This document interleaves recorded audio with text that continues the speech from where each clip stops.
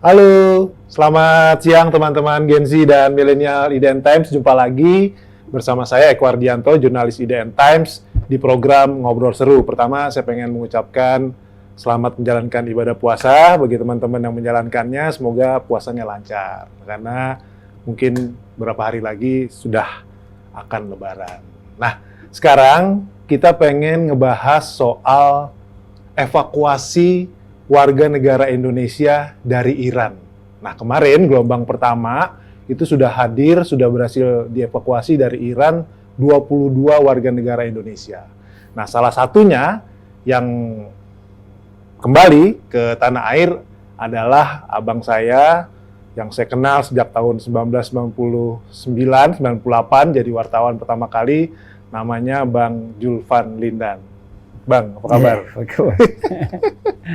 Lama kita bersuhu ya. Lama nggak bersuhu sama Bang Julvan. Bang Julvan ini saya kenal dari tahun 98, waktu itu jadi anggota di fraksi PDI Perjuangan di DPR, kemudian juga pernah menjadi anggota DPR dari fraksi Nasdem ya Bang, jadi 2 kali pernah jadi anggota DPR. Nah, kemarin Bang Julvan salah satu warga negara Indonesia yang dievakuasi dari Iran. Bang, santai-santai aja, pengen tahu teman-teman Gen Z nih, gimana sih, ceritain dulu Bang, pertama kali Abang tuh ke sana kapan tibanya, terus dalam rangka apa kok ke sana gitu? Ya, saya pertama ke Kuala Lumpur. Tanggal berapa tuh Bang? Tanggal 23 ya. 23 Februari. Februari 23.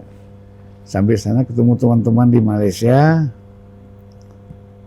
Kemudian kalau ada obat yang bagus, dia bilang obat ada di Malaysia. Saya di-share gitu kan. Oh, udahlah kalau gitu saya ke Iran, saya bilang. Mereka juga ada rencana ke Iran gitu kan. Ikut sama-sama. 4 orang berangkat ke Iran, ke Teheran. Naik pesawat Emirat dari Kuala Lumpur. Kuala Lumpur tanggal 24 kan tiba di Teheran. Biasa aja, aman sekali, nggak ada. 24 ya? Iya, nggak ada suasana mau perang, mau apa, nggak ada. Di airport itu satpam aja nggak ada, ya kan? Orang Indonesia kalau masuk sana kan nggak pakai visa, dan biasa visa paspor kita nggak di stamp. Karena biasanya kalau orang ke Iran masuk ke negara lain kan agak sulit, ya kan? Ditanya ngapain ke Iran, jadi nggak di stamp. Sama kayak ke Israel Bang. Ya, Israel fotokopi aja, bukan di paspor. Jadi udah biasa jalan ke kota kira-kira 25 km kan, ngopi apa segala macam, ya nggak ada apa-apa ya. Tanggal 24 nggak ada apa-apa Bang mendarat. Terus langsung kita menuju Kota Qom. Itu sekitar 25 km dari Teheran. Oh, kalau Kota Qom sekitar 125. Oh, 125. Kalau ke kotanya. Nah, jadi sampai ke kota juga begitu. Di Qom biasanya kan lebih keras demonya kalau ada ya. Tapi nggak ada. Biasa aja. Hotel, masuk hotel, suasana lengang, ya, karena kalau siang di sana ramai kan pagi sama sore. Kalau siang tuh lengang. Nah, kalau pagi itu orang pulang dari masjid, sore orang menuju masjid lagi. Jadi itu agak ramai. Pasar-pasar ramai, ya. Kemudian biasalah taksi segala macam, gampang cari taksi. Jadi udahlah, saya katakan ini mungkin nggak jadi perang ini. Ya karena kan perundingan damai di Oman juga tandanya bagus. Karena Trump mengatakan perundingan positif.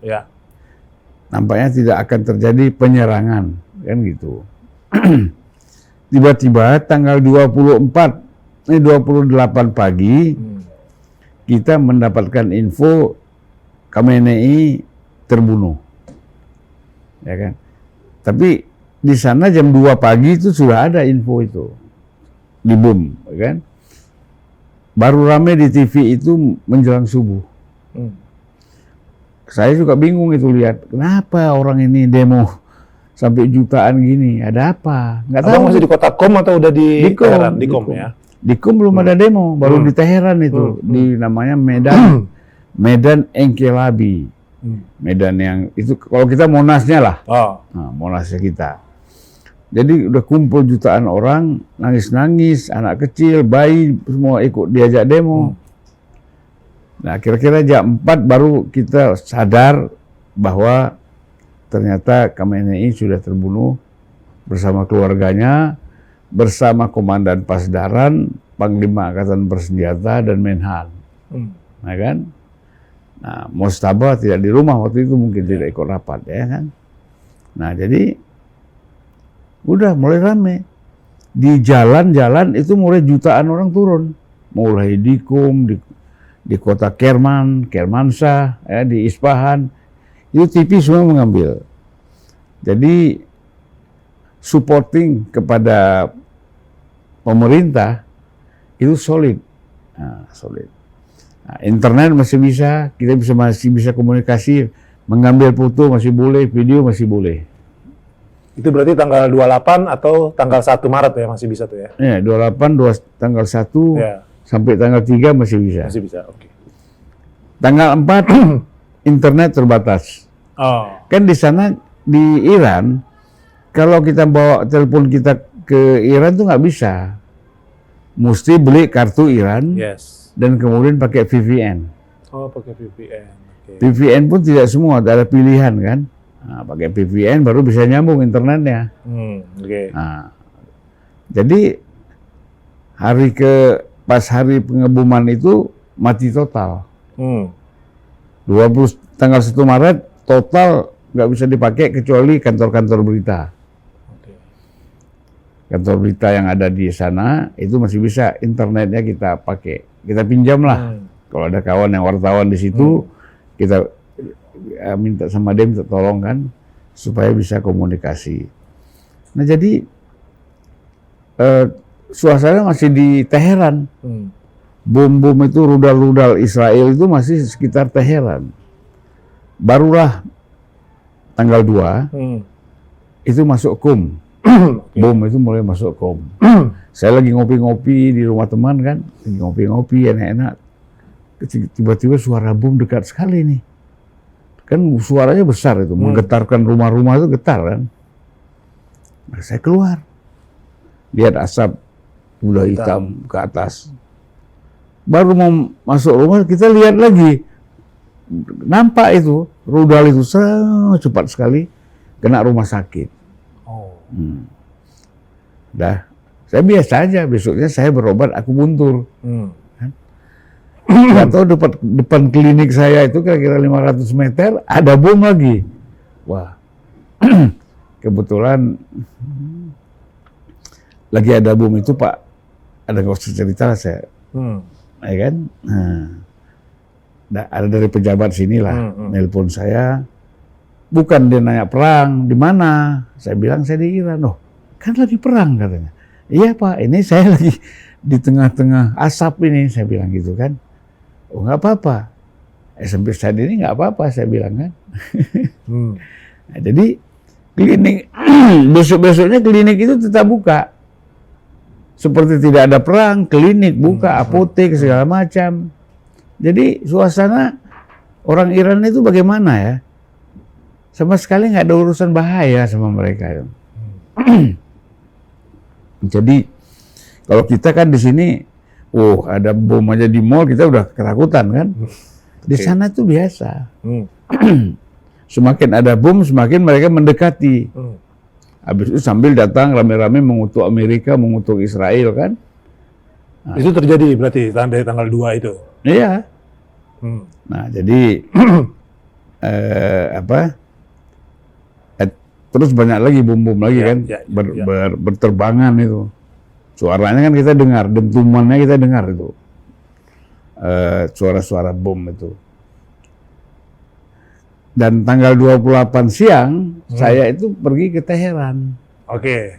Nah, di sana ada mall terbesar, itu saya kira terbesar di dunia mungkin mall itu. Namanya Iran Mall. Yang di Dubai kalah? Oh kalah. Oh, oke. 9, hampir apa ya, 12 hektar apa. Bayangkan mall sebesar itu. Itu mallnya bukan tanahnya. Ya. Ya, saya baru jalan seperempat udah nggak kuat lagi.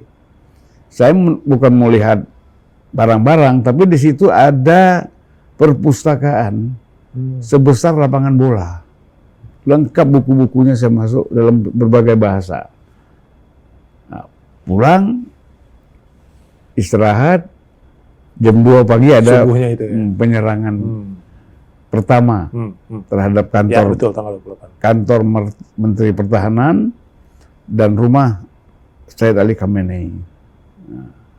Abang juga tadi sempat, sebelum kita wawancara ini kan sempat cerita juga, dalam perjalanan sama teman-teman itu emang udah dikasih tahu, oh, ini kondisinya Ya. ada pos-pos militer gitu ya. Jadi kebetulan kami kan sewa mobil. Yang drivernya itu pernah jadi pasdaran kan. Jadi dia tahu di sepanjang jalan tol, kan tol di sana sudah tidak berbayar kan. Jalan tol itu di ujung memasuki kota Qom, itu kan Arak, itu yang dibom sekarang, kemarin juga masih dibom Arak. Kemudian di sini ada kota-kota yang lain. Itu Iran itu kan penuh dengan bukit, perbukitan. Jadi di daerah-daerah bukit itu banyak rudal, banyak penangkis rudal juga. Ya, jadi otomatis itu jadi sasaran. Itu nggak jauh dari hotel saya tinggal. Makanya kedengaran terus suara-suara bom. Ya, saya diminta mengungsi agak ke desa gitu ya, ada apartemen-apartemen. Tapi saya mau berobat kan jadi jauh. Udah bertahan aja di hotel. Saya pikir masa hotel juga dibom kan? Tapi ternyata di dekat sekitar hotel tuh 1 kilo ada yang kena. Mas, tadi abang menceritakan masyarakat di Iran tuh ya biasa aja, begitu ada bom dia keluar, ini itu kehidupan misalnya perekonomiannya gimana bang? Nggak ada. Biasa aja. Kita mau beli daging, mau beli ke restoran makan, nggak ada yang tutup. Yang tutup itu 1 hari pada saat tanggal 28 hampir semuanya tutup karena mengenang Khamenei kan meninggal. Nah, jadi besoknya 50% udah buka lagi. 2 hari kemudian sudah 100% seperti biasa. Karena kan dinyatakan sebagai hari berkabung nasional dan juga hari libur ya. Ya. 7 hari. Kalau orang dagang nggak ada libur. Ya. Barang-barangnya busuk nanti kalau dia libur kan, restoran segala macam buka mereka. Dan mereka kan tidak boleh mempersulit orang lain. Walaupun bulan puasa restoran tetap buka. Bukan kayak di sini, restoran nggak boleh buka, harus buka sahur. Karena dia bilang kami menghormati orang non-muslim juga kalau datang ke sini. Kedua, tidak semua orang bisa berpuasa. Karena sakit, karena perjalanan, karena macam-macam. Jadi restoran dibiarkan buka. Nggak ada yang tutup. Oke, Bang, tadi abang bilang ada pejabat lah, nggak usah disebut nama, telepon abang menanyakan kondisi di sana. Terus itu posisi abang udah di Teheran atau masih di Qom? Masih di Qom, di klinik itu. Masih di klinik ya. Apa yang abang ceritakan kepada seorang pejabat itu yang telepon abang itu? Nah, pejabat ini menceritakan tentang situasi Indonesia. Ya, tentang kunjungan Pak Prabowo ke luar negeri, kemudian tentang situasi media sosial kita kan. Wah, saya nggak concern lah. Karena kita lagi concern ini perang, gitu kan. Dan saya bilang, Pak, ini 10 menit lagi ini mati nih internet. Udah diumumkan, internet semua mati. Saya coba cepat aja bicara, udah selesai. Gitu. Nggak sempat bicara, karena internet mati. Oke, Bang lanjut. Setelah ke 28, tanggal 1, tanggal 2, abang kan masih di kota Qom. Terus kemudian kapan abang masuk ke KBRI, ke Teheran? Terus kalau tidak salah kan pembukaan form untuk evakuasi itu tanggal 3 Maret ya? Benar nggak Bang? Tanggal 3 Maret diumumkan kepada, ya kan? Itu diedarkan lah, form diedarkan. Kan baru kita ke kedutaan kan hari Kamis, Oke. tanggal 6 ya. Tanggal 6. Tanggal 6 kita ke KBRI Teheran, tanggal 7 mungkin. Karena kita kan menginap dulu 1 malam. Jumat baru berangkat. Jadi Kamis sore, dianjurkan sore karena diperkirakan rudal-rudal dari Israel juga agak berkurang kalau sore. Nah, jadi kami sore berangkat ke Teheran, koordinasi dengan kedutaan, kemudian nginap masing-masing di hotel. Nah, itu waktu bangun subuh dari hotel, sudah ada suara bom. Suara rudal berdentuman. Subuh ya Bang? Ya, waktu kami masuk berkoordinasi dengan kedutaan, ada 10 lagi meledak. Iya. Melewati di atas kedutaan tuh lewat itu. Suaranya kedengaran, boom gitu kan. Ya udah semuanya orang bos bilang, udahlah tenang aja lah, udah biasa itu kita di sini katanya. Apa masuk ke bunker? Nggak usah lah kita bilang kan. Nggak usah Pak, di sini aja sama aja. Bunker pun jebol ini kalau kayak gini rudalnya kan. Nah, kira-kira rudal itu sepi, tidak ada lagi. Kami naik bis langsung berangkat ke Azerbaijan.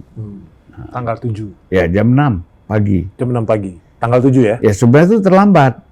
Karena penyerangan-penyerangan dari Israel dan Amerika itu masuknya udah mulai jam 5. Jam 5 harusnya udah berangkat keluar Teheran. Karena kan yang paling dasar itu Teheran kan. Yang diincar kan Teheran, banyak kantor pemerintah, militer dan macam-macam. Nah, bisa diceritakan Bang perjalanan itu dari tanggal perjalanan pagi tadi ke perbatasan dengan Azerbaijan tuh berapa jam, terus kemudian apa perlakuannya? Perjalanan itu 9 jam. 9 jam dari kota Teheran ke perbatasan. Dan tidak ada pemeriksaan ketat. Ada tentara itu hanya minta SIM dari supir bus. Nah kalau nggak ada dia tahan. Nah, supir bus sudah pengalaman, udah biasa kan. Nah jadi kita ada 6 kali pemeriksaan, nggak ada masalah gitu. Kebetulan belum banyak yang dievakuasi dari negara lain juga. Oh, ada juga negara lain. Ada, itu kan. Ini Abang berarti satu rombongan dalam bus yang 22 warga negara Indonesia itu? Iya, warga negara Indonesia. Nah jadi kalau yang pengalaman kawan-kawan kan yang lalu dievakuasi waktu perang 12 hari, itu kan padat. Diperkirakan kita juga padat, ternyata lengang. Tanggal 9 jam perjalanan persis kita tiba di perbatasan. Gitu.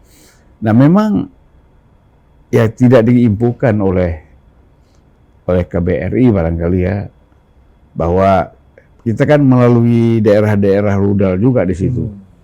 Ya, Ardabil itu kan kemudian dibom juga kan daerah situ. Karena itu daerah perbatasan dengan dengan timur juga, ya, wilayah-wilayah daerah-daerah perang juga kan. Tapi kita semuanya ya udahlah, jalan aja, tenang aja, berzikir-zikir aja kan. Nah itu tadi yang saya mau tanya, ada momen yang menegangkan nggak Bang dalam 9 jam perjalanan? Sebenarnya nggak ada. Nggak ada ya? Nggak ada. Jadi alhamdulillah nggak ada. Kita sholatnya di tengah jalan tenang. Kemudian makan siangnya tenang. Karena kita menganggap udah lebih di kota udah lebih keras. Jadi di sini kalau ada pun paling antar bukit dengan bukit kan. Dari bukit ke bukit itu ada pasti. Tapi kan kita di jalan nggak dengar. Agak jauh kan. Oke, setelah sampai perbatasan dengan Azerbaijan, terus kemudian berapa lama menginap di kota Baku, Bang? Kita di perbatasan Iran itu, imigrasi Iran, menunggu 6 jam, 7 jam. Proses-proses dokumentasi segala macam, cek Iran sangat ketat. Kemudian kita masuk ke Baku, ini semua sudah diproses dari KBRI ya, Duta Besar turun langsung, Duta Besar Teheran. Kemudian duta besar kita di Baku tuh Pak Roy di Teheran, kemudian Pak Berlian ya di Baku, itu dia juga turun menyambut kita langsung di perbatasan. Perbatasan antar dua negara itu kan cuma dibatasi kali aja, kalau kita laut ya. Kali kecil di perbatasan itu aja. Kita juga kaget loh, kita udah sampai Azerbaijan nih kan. Nah, semua kita punya visa sudah diatur sama kedutaan, dokumen-dokumen kedutaan sudah atur semua, ya kita masuk 3 jam menuju hotel Kota Baku, ya kan? Sampai sana sekitar jam 1, istirahatlah, ya kan? Oke. Memang ada info-info bahwa ini Azerbaijan akan diserang karena di sana ada pangkalan Israel juga, ya kan? Tapi ternyata nggak ada, gitu. Sampai kita pulang. Itu semua udah diatur sama KBRI? KBRI semua. Oke. Salut juga kita. Oke. Setelah itu perjalanan balik ke Jakarta, itu berapa lama sih Bang dari Baku ke Jakarta? Abang sampai rombongan itu sampai ke Bandara Suta itu Selasa malam? Ya, jam 18. Ya. Jadi kita kan pukul 5 sore berangkat ke airport, ya. Transit kira-kira 2 jam dari Baku ke Turki dulu, ke Istanbul. Kan kita naik Turkish. Pesawat yang available itu Turkish. Ya, karena yang lain kan udah nggak terbang.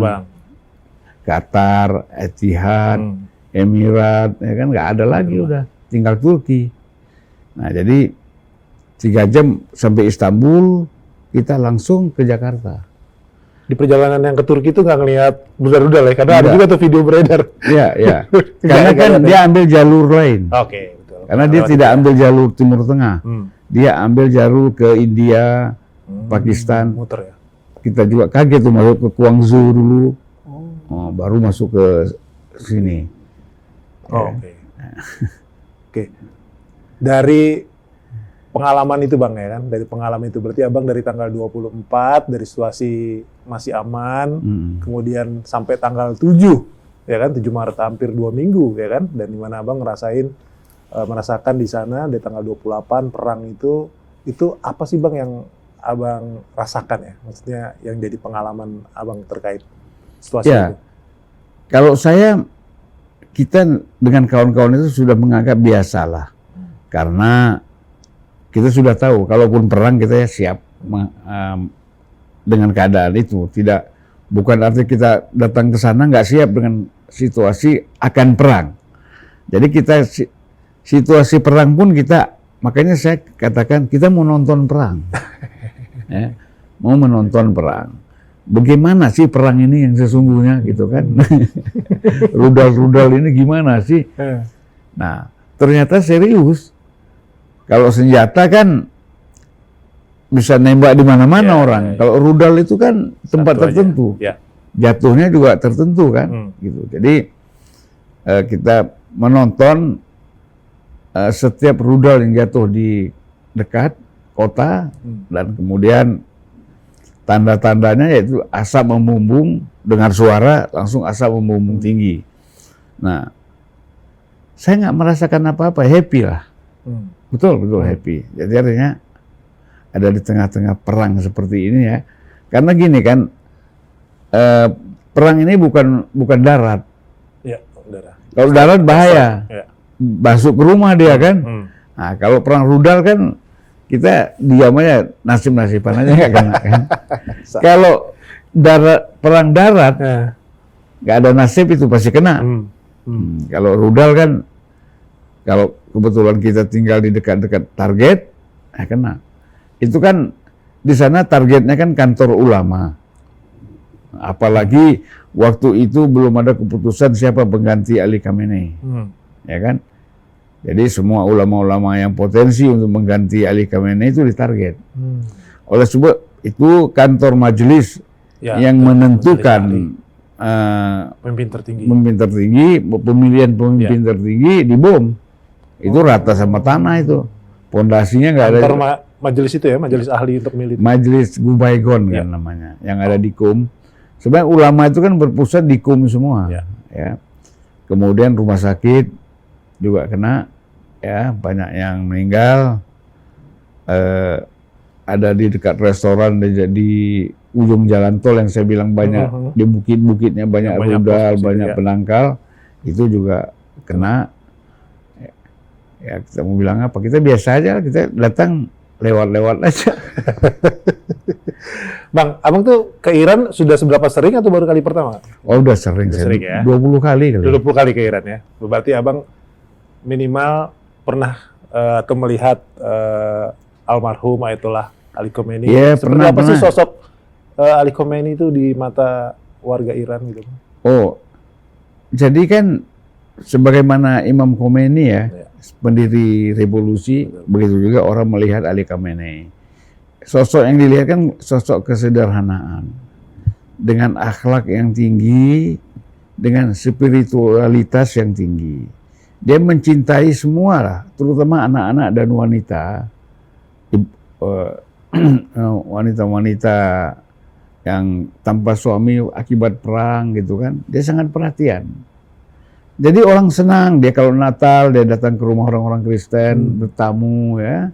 Kemudian seminggu sekali dia kumpul anak-anak di masjid, dia jadi imam, khusus jamaahnya anak-anak gitu kan. Nah, jadi dia sangat dekat sama rakyat gitu. Jadi dan hidupnya kan di rumah kecil. Sebagaimana Imam Khomeini rumahnya paling itu nggak sampai 20 meter. Kalau besar itu kan aula pertemuan. Kalau tempat tinggalnya itu sederhana sekali. Jadi kalau dia memang dicintai oleh rakyat, makanya dengan terjadi pengebuman terhadap Ali Khamenei, semua rakyat Iran bersatu. Dan dialah yang menyatukan wanita-wanita pakai jilbab dan tidak pakai jilbab. Dia bilang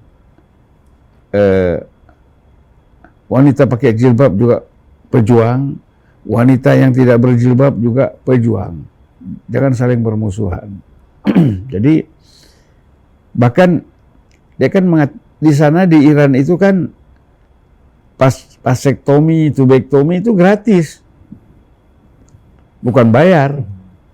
Karena kan orang menjadi laki menjadi perempuan, perempuan menjadi laki kan bukan kemauan dia. Itu kan kodrat. Jadi kenapa kita harus musuhi? Kodrat yang perempuan seperti laki, yang laki seperti perempuan itu kodrat. Jadi harus dihargai, dihormati. Jadi negara mempersiapkan anggaran untuk kalau mereka mau ganti kelamin. Di sana bebas. Nggak ruwet-ruwet. Putusan ini, putusan itu. Ya kan? Jadi begitulah sosok almarhum Ayatollah Ali Khomeini ya. Karena orangnya sangat sederhana, ya. Nggak banyak kemauan lah. Kalau Mojtaba, bagaimana anaknya ini, Bang? Saya kira nggak ada bedanya. Nggak ada. Karena apalagi Mojtaba dididik langsung oleh Khamenei ya. Jadi menurut saya ada orang mengatakan lebih keras, lebih balas dendam, itu nggak ada. Kalau dia tujuan dia menjadi pemimpin tertinggi, kemudian dia tujuan balas dendam atas kematian ayahnya, dia gagal jadi pemimpin. Tidak ada urusan dengan balas dendam kematian ayahnya. Urusannya adalah membela negara, membela rakyat. Jadi filosofi di sana itu memang ulamanya prinsipil. Percuma kita hidup kalau Islam ini berantakan. Islam lenyap. Republik Islam Iran ini nggak penting. Kita tidak penting. Kita terbunuh, kita berkorban, yang paling penting adalah Islam tetap jaya. Tetap ada di tengah-tengah masyarakat. Ya kan? Dalam kondisi yang bisa eksis. Jadi pengorbanan itu luar biasa dan sudah dianggap biasa. Jadi yang namanya kalau Islam sebagai ideologi itu yang lebih utama daripada dirinya sendiri. Nah, jadi Ali Khamenei ketika dikatakan masuk bunker, dia bilang bagaimana saya masuk bunker? Rakyat aja semua turun ke jalan. Masa saya masuk bunker? Ya, selama rakyat masih di jalan dan tidak ada yang masuk bunker, saya tidak akan masuk bunker. Nah, jadi prinsipnya yang utama itu adalah Islam, pengorbanan kita semuanya untuk Islam. Dan itu sejarah panjang dari orang-orang itu ya. Bang, 2 pertanyaan terakhir, Bang.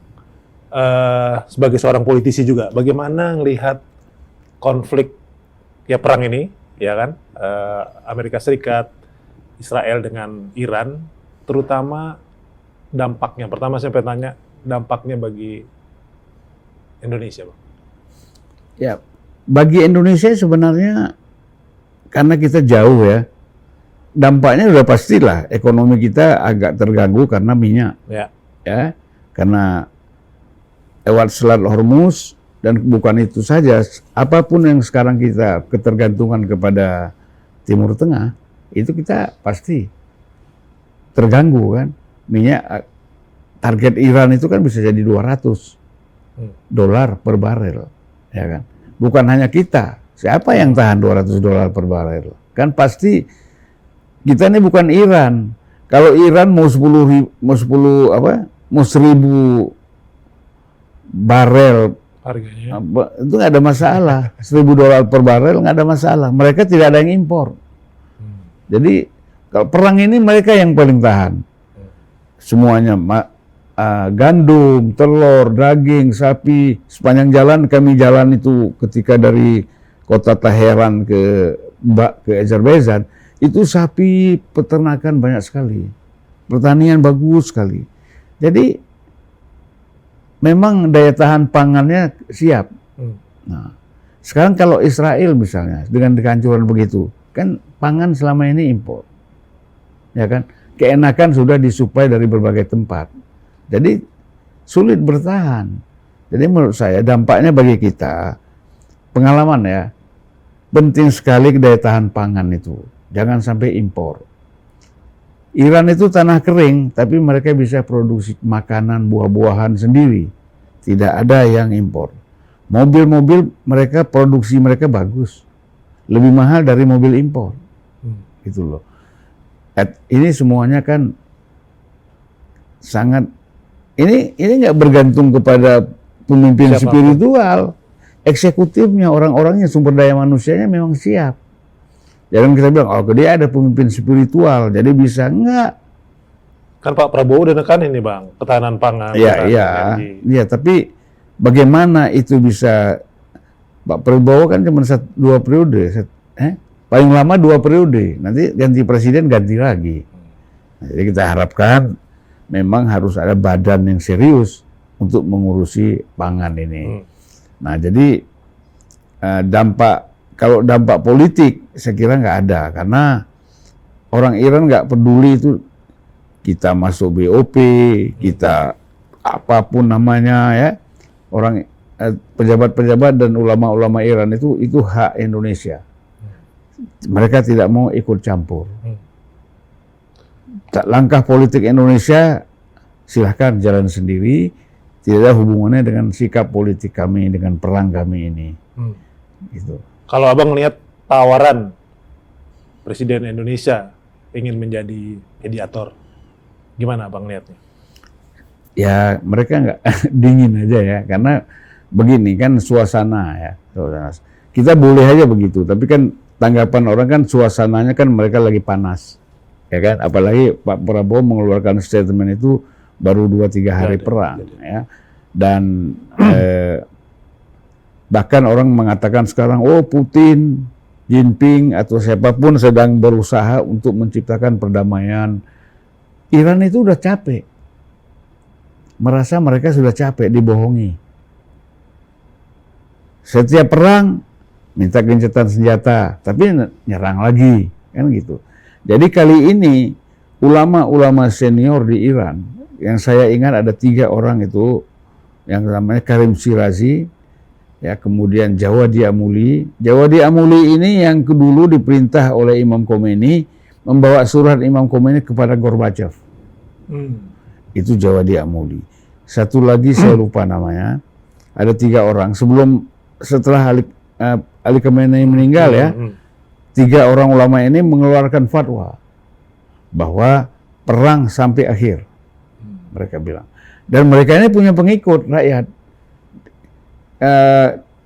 saya gambarkan sedikit, ulama di Iran itu kalau sudah jadi mujtahid ya, mujtahid artinya sudah mumpuni untuk melakukan tafsir Quran, tafsir hadis dan pendapat-pendapat. Mereka punya pengikut itu jutaan. Mungkin pengikut agamanya lebih banyak dari Ali Khamenei. Lebih banyak dari masing-masing ulama ini. Tetapi dalam konteks politik, ulama itu semuanya mengatakan politik ikut arahan Khamenei. Kalau soal sholat, puasa, haji segala macam boleh masing-masing. Tapi kita politik ikut Khamenei. Pengikut yang di Irak kan lebih banyak. Banyak juga orang Iran itu yang mengikut Ali Sistani di Irak. Banyak juga. Tapi Ali Sistani mengatakan kalau politik ikut Ali Khamenei. Nah, jadi kalau politik itu satu, nggak boleh banyak-banyak. Kalau ada yang menyimpang dari situ, langsung ketahuan, ya kan? Gitu. Bang, terakhir, karena abang kan gelombang pertama nih yang kembali, ya kan? Ada nggak saran atau harapan ya, atau masukan untuk warga negara Indonesia yang berada di sana, apakah lebih baik kembali ke tanah air atau yang tetap ke sana atau gimana? Rata-rata pelajar yang saya sempat berkomunikasi, mereka kepingin juga pulang. Mereka tidak bisa pulang karena terikat dengan studi. Karena kan banyak mereka yang hampir menyelesaikan studi. Kalau pulang, mereka merasa bahwa berat untuk kembali dan studinya tidak akan selesai. Sementara tujuan mereka ke sana kan sekolah. Nah, jadi kita menghimbau pemerintah Indonesia minta kepada Iran agar sekolah diliburkan total, ya kan? Dijamin bahwa mereka tidak kehilangan kredit mata kuliahnya, SKS-nya kalau kita ya. Nah, jadi sehingga mereka kapanpun perang selesai mereka kembali lagi, mereka bisa melanjutkan, tidak mengulang lah, tidak membuang waktu kan? Itu yang kita harapkan. Nah, jadi sehingga mereka semuanya semua kepengen pulang kan, pasti situasi seperti ini kan. Kalau yang bekerja itu gampang, ambil cuti pulang kan. Nah, kalau yang sekolah kan agak repot. Nah itu. Siap, makasih Bang Julvan Lindan. Itu diskusi kita, wawancara kita di program Ngobrol Seru dengan Bang Julvan Lindan. Memang sekarang pemerintah juga sedang mempersiapkan gelombang kedua dan ketiga ya, Bang, untuk pemulangannya. Nanti malam itu kalau nggak salah sampai gelombang ketiga ya, 30 orang. Semoga perjalanan pulang kembali ke Indonesia bagi warga negara Indonesia dari Iran bisa berjalan dengan lancar, aman.